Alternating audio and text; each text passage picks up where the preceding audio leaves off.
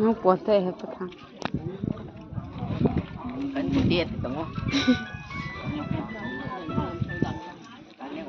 ฮัลโหลไม่ได้อันนี้คนอย่างเงี้ยเขาโอนหัวดิ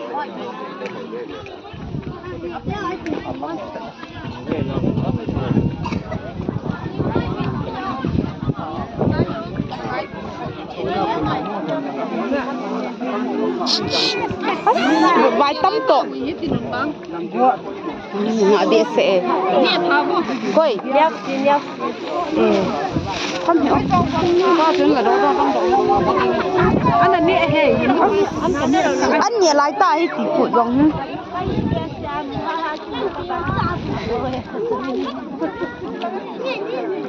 อันนี้ว่าอันนี้โอเค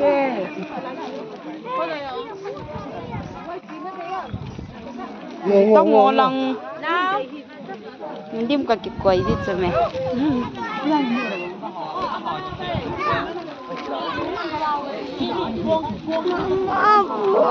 ายตั้งเราเตียนโกงกันละนั่นละไอ้คน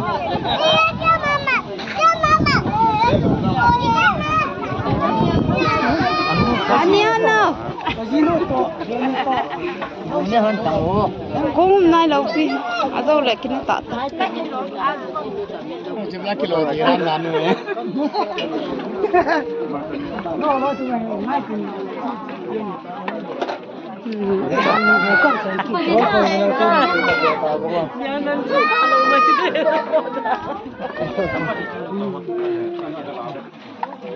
กูนั่นกี่ใจง่างเลย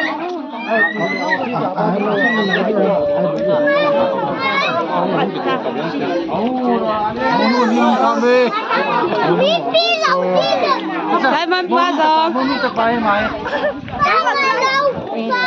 เด็ดจุงตาปอดเอาตัวคุณเนี่ยนายเราคงในเด็กเด็กให้ช่วยกับหมอช่วยเกี่ยวกับแย่แสได้หัวจิบแย่ซอยบ้างเลยลุ้นอะไรอ่ะต้องลงสิที่สิ่งนี้ได้ละงานไปหมด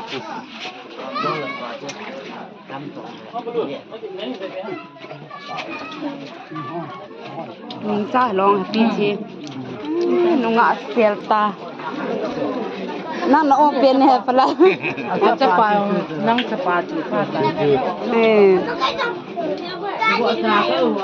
มาเนี่ยนะมันเลย